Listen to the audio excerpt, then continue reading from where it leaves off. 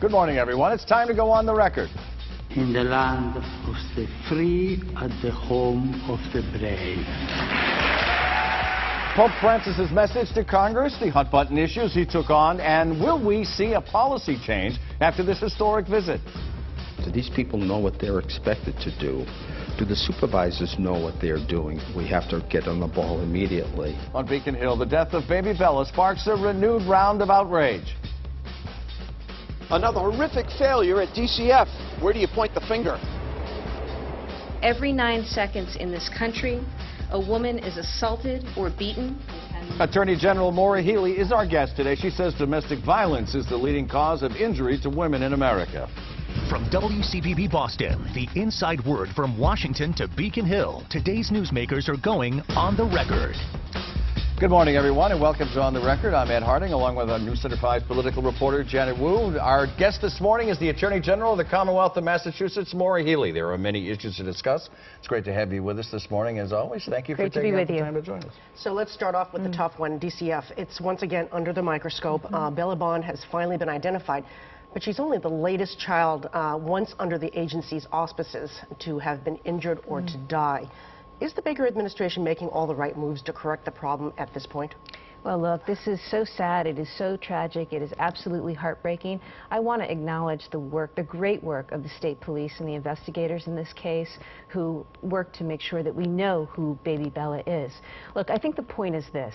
DCF needs a thorough top-to-bottom review of its policies and practices and its personnel. Governor Baker is engaged in that effort. I support that. Let's make that happen. Let's make that happen soon. But we need to do more than that. We know that. We need to make sure that if there are deficiencies with respect to resources, let's get DCF those resources. I say that, Janet, because I'm spending a lot of time on the heroin and painkiller addiction. More and more families are embroiled in this. There are more and more children getting into DCF custody and care. We need to do all we can. And finally, I'll say this. Even if DCF and DCF needs to get everything right as soon as possible, that needs to happen.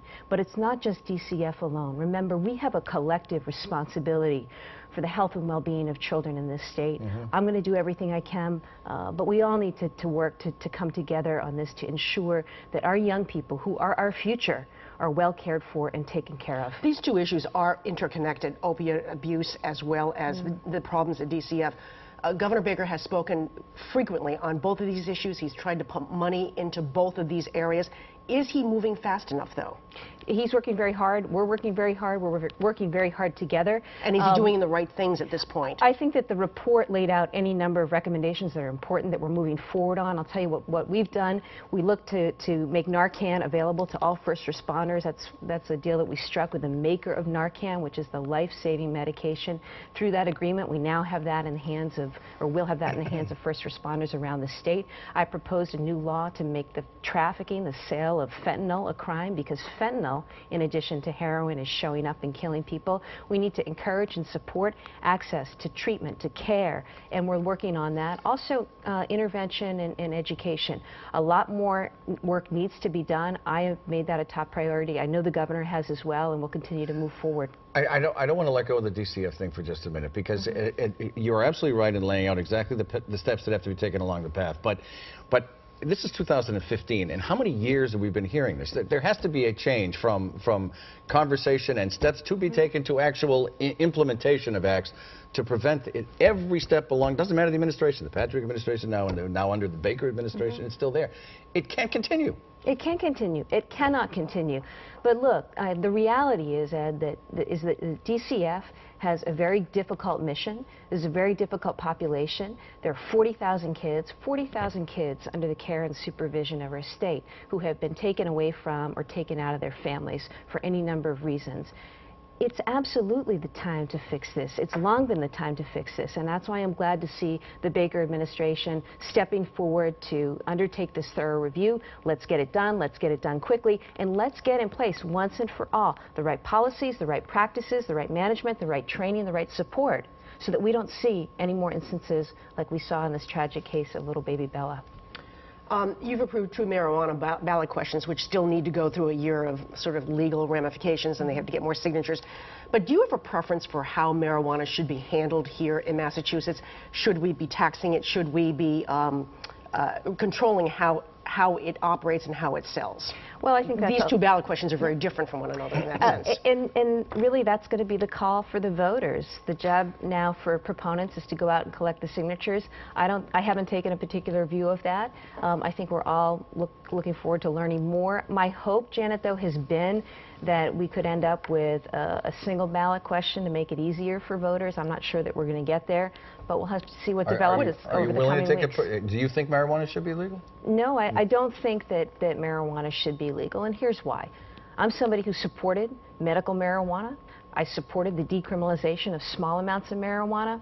But with regard to legalizing marijuana across the state in any amount, I say now's not the time. Let's wait and see how things play out in Washington State and in Colorado and these other places. We don't need to rush this. But if we do approve it, do you think it should be taxed? I haven't taken a position on that.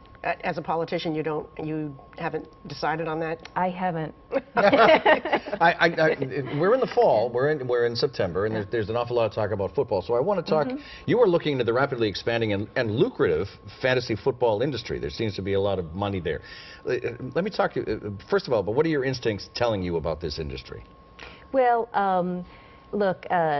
This is an industry that's growing. It's a new industry. It's growing like gangbusters, and it's something that I think we're all just learning more about, and that's where we are with it. Is it legal? Is it illegal? What do you think? Gambling on is it gambling or is it not gambling? Well, we're learning more. You know, a few weeks ago, one of the fantasy leagues, DraftKings called us up and said they wanted to come in and talk to us, explain what their business is, explain how they do things. So we're learning more from them. Are you satisfied with that, with their explanation? You know, I think we're learning more about it. It's an interesting area, and that's what I'll say, is that we're learning more. Does it need to be regulated?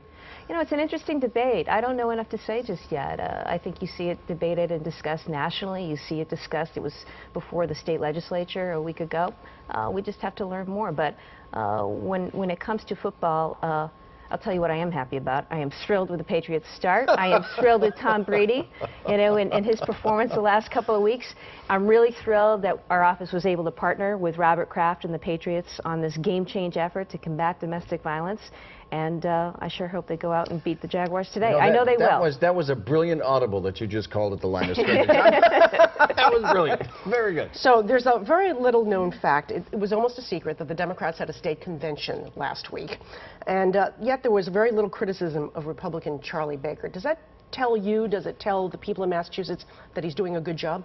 Well, look, Janet, I am still new to these things. This was my second convention. It was out in Springfield this weekend. It was great to connect with some of the members of the Democratic Party. And I think something like that is simply about connecting with Democrats, talking about the platform. It's what's called an issues convention. And so you set forth and you discuss the important issues that Democrats are going to be running on and talking about this year. So considering the fact that he's got almost a year under his belt just like you do, what do you think? Do you think he's doing a good job so far? I think we're all doing the best we can. You know, these are hard jobs. They're difficult jobs.